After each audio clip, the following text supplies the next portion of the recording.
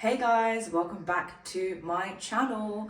I can't believe it's been 2 weeks since I posted my videos. I obviously have posted all my Bali travel vlogs, so make sure you go and watch that before you watch this video. This has been a highly requested video. It is a Q&A about my Bali trip. So for those of you who don't know, I actually went on an influencer-led hosted trip, and yeah, there was a lot of tea. So let's get into it. I have so many questions from you guys, and I also need to actually get ready because I've got bookings today. I've got a civil and a Mendi that I need to shoot content for, so I thought, why don't I do a get ready with me / answering your questions about Bali. So let's get straight into it. Okay, so this is going to be in no particular order because people have just sent me questions just very randomly. But the first question is, any lessons you took away from this trip? And oh my God, let's just say there were lessons to be learned. I think my main lesson that I took away from this trip is I will not be probably going on another influencer hosted trip because, yeah, I mean, obviously we all know social media is not real, but like when you are going on a trip because you are trusting that this person is the same as how they present them online, it doesn't end well. So yeah, I think that's one of the main things that I would take from lessons on this trip. But I also would say, like, a big thing I learned is actually doing stuff out of my comfort zone, because I went on this trip and I absolutely knew no one besides from the host, because I've chilled with her for like once or twice in my life, and I went away with making 5 lifelong friends all around the world. Literally, I'm friends with a girl from Germany, a girl from Aylesbury, which is UK, a girl from Switzerland, Bern, and a girl from Rochester, New York. So we went international, baby. And yeah, I would not have met these people if I didn't come on this trip. So I am very grateful to have gone on this trip, because I met these girls. And yeah, I mean, we have a monthly or every other month kind of group call where we just catch up. It's like the cutest thing ever. The girl from America, she actually came on my Vegas trip for my birthday, which I will be posting next. And that was so sweet because if I'd never gone to Bali, she wouldn't be coming to Vegas with me. And the girl from Bern and Aylesbury, then obviously the girl from Bern, she flew out to UK for my 30th birthday party that I hosted. And yeah, I mean, like, I don't even get some of this effort from the girls that I'm friends with in the UK itself. So to get this kind of effort from people that I've not even known for a long time just goes to show, like, you can make really good friends in a short span of time and they still will show up for you no matter what. And yeah, so those are the main lessons I learned from the trip. The next question is, did you find it easy to get along with a bunch of strangers you'd never met before? I did, actually. Like, I think one of the good things that the host did do was she hosted a UK meetup for all the girls that were coming from the UK. And I think that really helped because I did meet the girl from Aylesbury, and she ended up being my roommate, and we actually realized that we have a mutual friend in common, and I think that really helped break the ice. And then we were kind of like partners in crime from that point on. And what was really nice is then we obviously went on to then form really good friendships with 3 other girls. And I don't know what I was expecting going into this trip. I didn't think that I would make really close friendships. I thought it would be a nice time and I would make friends with everybody, but I wasn't sure if this was going to be a friendship that lasts against time. But it did. I think the difference with this trip is that we all went into this trip with the same mindset of, we want to be here because we're trying to make new friends. And because everyone wanted to make friends and, also kind of go on like a solo trip, because that's what it was advertised as. It was advertised as, if you've ever wanted to solo trip, but you're a bit scared to solo trip, come on this trip and you can make lots of friends and blah, blah, blah. And so I think because we all were coming on this trip with the same mindset, I think that's what genuinely helped us form these friendships, and it wasn't as daunting, because, you know, we were all there for the same reason in that sense.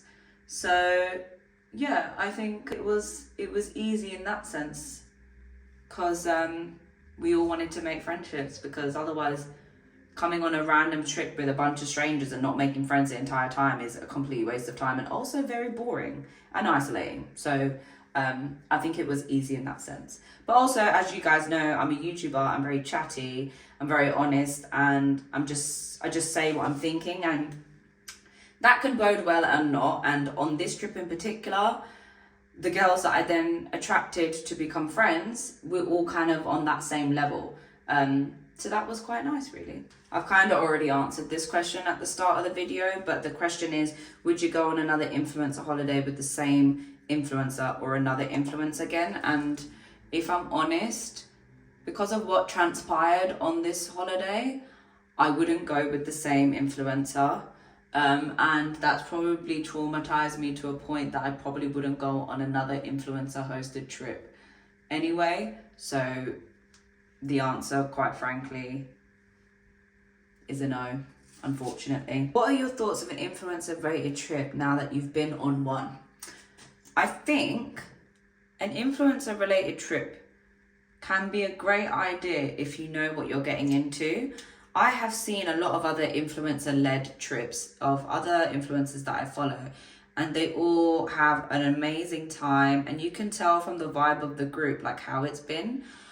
Unfortunately, I didn't have that experience. So I think for me, like, I really think that influencers that are going to host a trip, like, you need to have expectations. Like, these girls are coming on this trip despite knowing that they can probably get this trip for a lot cheaper if they did it themselves. So I feel like you've got to make sure that you actually give a better experience than what they would be having if they did it themselves. And I think, like, there's little things that influencers could do, like give little gifts, or like just make yourself feel like really included, rather than like us feeling like we went on an influencer trip because you wanted to take content and market it for future trips, or like just because you wanted to make money. Like, I think that's the main thing. Like, if it feels like you're just trying to make money, you're not going to be hosting future trips, because like no one's going to want to go based on that. Do you know what I mean? So I think it's a difficult one, and I think it genuinely depends on the influencer.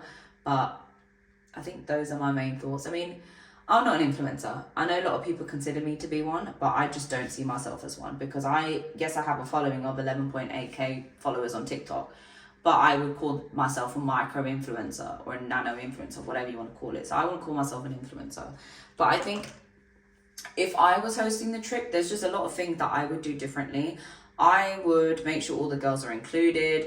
I would make sure I have more autonomy than the guide, because the trip that I went on, the guide was the host. The host was just one of the girls that attended the group, is how I felt it. And I also feel like the influencer, like, she was just there for content. And for me, like, I would love to host a trip. Like, that is one of my goals, like, because I absolutely love traveling, as you know, like with the amount of travel vlogs that I post on a daily basis.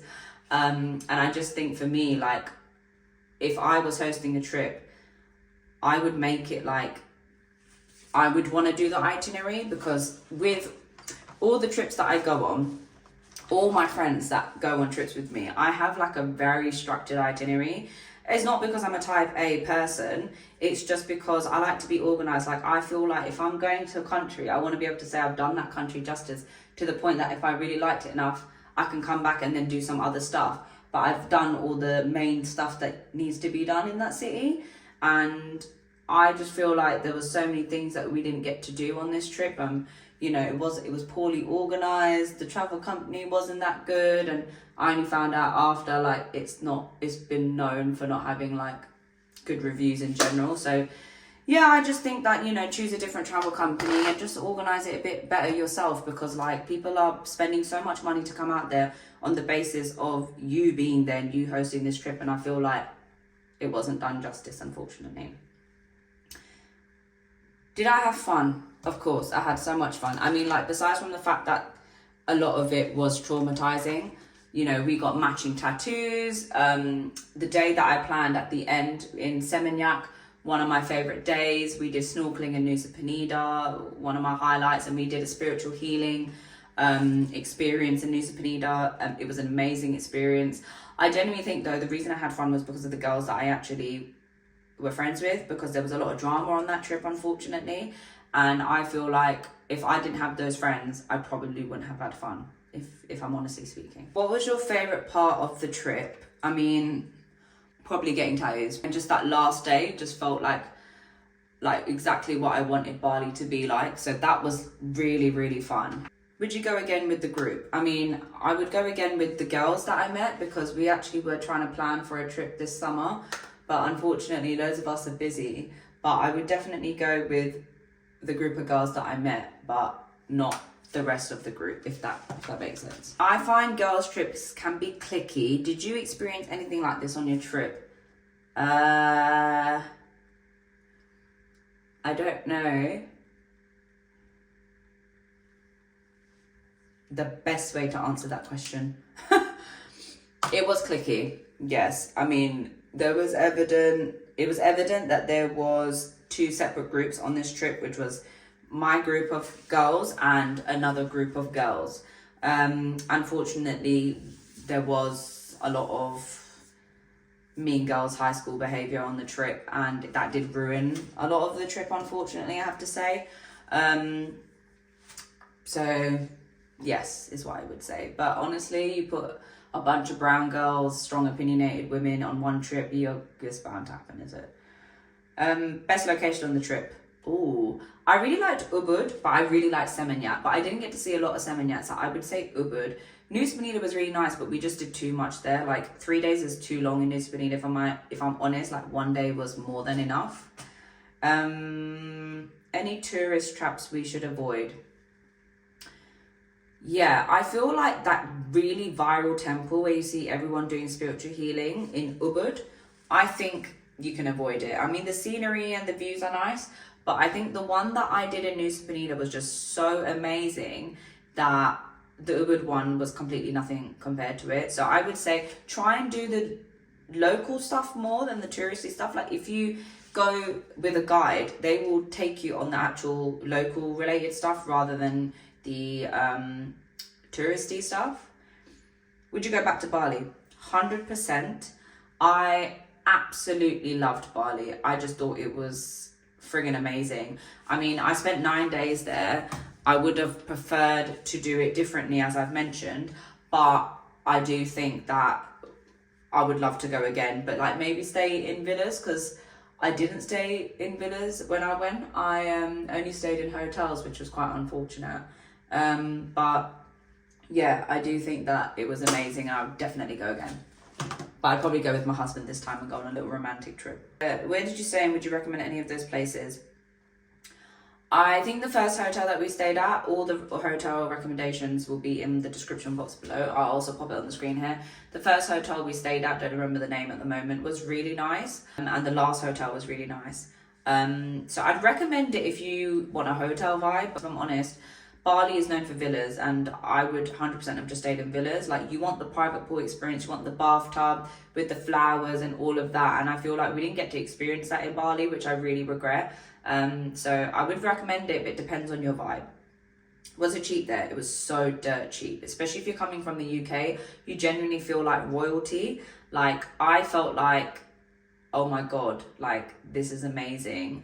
Like, how is it that everything is so cheap here? Like, we barely spent that much money. Like, obviously the money that I did spend was to include like set meals and things like that, and yeah, unfortunately we did end up spending way more than anticipated, because a lot of the meals that they said was included wasn't, so we had that issue.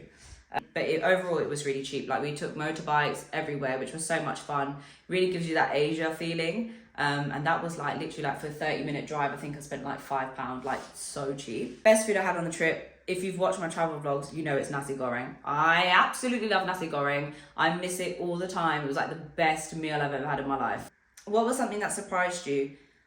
Balinese people are absolutely lovely, and I know it's so cheap there, but the guides and like people that are freelance working, they're really struggling to keep money together. And one of the things that we did is my little group, like at the end of the trip, we collated money and we gave it to the guide, because he did such an amazing job. And honestly, we wouldn't have enjoyed Bali as much as we did without him. Like, he was so lovely. Shout out to Marga. I will link his company in the comments as well, because everyone who goes to Bali, you should book Marga.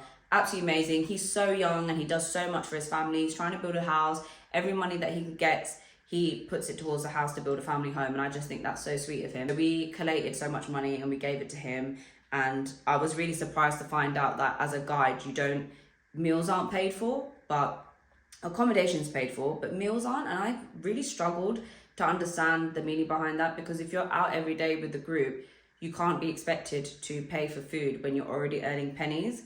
That is something that surprised me. Would I recommend my trip host? No comment. Was it hard to be around people you didn't know? I think the other group, it was really hard, because obviously it was quite cliquey behavior. I found it really hard to be around them. And when it was just like the group of 6 of us girls, it was amazing. But when it was like all of us, we really didn't enjoy it. So that was hard, yeah. Best activities that we did, I think I've already mentioned it. The spiritual healing experience. We did a coffee class at the Luwak factory. That was really good. And the snorkeling experience was really nice, as well as the last day in Seminyak.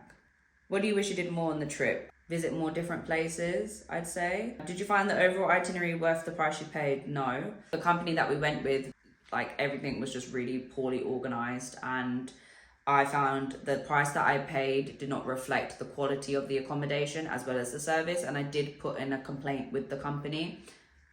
They never responded to me, obviously. So I would not recommend them. They're called Trover Trip. I wouldn't recommend them, not in the slightest. Yeah, so those are the last question. And the last question is, what is my peak and pit of the trip? My peak of the trip was meeting my lovely girls, because I know we're going to be lifelong friends and they're going to be aunties to my kids. And yeah, I feel like when you make friendships when you're older, they actually tend to stick rather than the old friendships that you make when you were younger. Everyone understands we're all in the same mindset, like life is busy and you just schedule calls in when you can and you make the effort and it's reciprocated on both ends. So I would say that's the peak of my trip, like, is meeting those girls. Absolutely lovely. Like, my parents have met some of them. They all love them so much because they're genuinely nice people. Wouldn't have met them if I didn't go on this trip. Even though I regretted it so much going on this trip, we all regretted it. We said the best thing to come out of this trip was our friendship. So that's the peak. The pit of the trip, I don't know, it's probably the rest of the girls. I don't know if I can say that. I don't know. The pit of the trip is, I would say, is the price that we paid did not reflect the experience of the trip and what was included. There was a lot of stuff that we had to pay for, which we weren't supposed to pay for on the itinerary. It said it was included, and we'd rock up and they'd say, sorry, it's not included. So we ended up spending a lot more money than we aimed for. And the finances of this group, it's just like everyone was struggling to even save for this trip, and I was a last add-on. I literally signed on as a last spot because I was going through a crisis, and I just decided to sign up because Raji, my husband, was like, just go for it. And so the accommodation that I thought that was finalized, it wasn't. And yeah, I just was disappointed with where we ended up staying. So I say that would be the pit of the trip, is that we ended up spending way more than we were supposed to. And it's a lot of bloody walking. Like, everywhere you want to go to, you've got to hike. Like, the mountain, you've got to hike. Oh, we really struggled with all of that. The mountain hiking, seeing the sunrise at the top was amazing. I did forgot to mention that. But I think that it said that it was beginner friendly. It's not. If you're someone that doesn't walk too much and you've got back pain and knee pain like me, I'd say research properly. Because some of the places that we went to, like for beaches, I was struggling, like very so. It was really, really hard. So I would say that if you want to go to Bali, train for it, genuinely. Hit the gym, treadmill, cross trainer, whatever you want to do, train for it. Because trust me, Bali is hard. I think the one thing that I would say as well is I think there was a situation where we had to sign a legal document to create a safe space for the trip, and I wasn't sure what that was about because I never heard anything like that happen before. I don't know if any other influencers will be watching this, so I don't know what your thoughts are on that. When you host a trip, do you get people to sign a legal document? I've never heard about it, and it did cause a lot of issues. And because some of us didn't sign it, we were ousted from the group, which is what caused the cliquey behavior. So that is something that I felt was a bit strange. I definitely wouldn't do that if I was hosting a trip. But yeah, that's me. I think I've answered all the questions. If you've got any more, comment below and I'll try and answer them in another video, part 2. But thank you so much for watching. I hope I've answered all your questions. Make sure you are subscribed to my channel, like my videos, comment with what you want to see next. My next series will be either me in Norway or me in Vegas. I haven't decided which one. Either way, it's going to be a travel series because last year I did so much traveling. So yeah, I hope you enjoy the next series that comes on my channel. And as always, make sure you share, because all engagement and all your likes definitely help, as I'm one step closer to monetizing and hitting 1,000 subscribers. Thanks so much for watching, and I'll see you in my next video. Bye.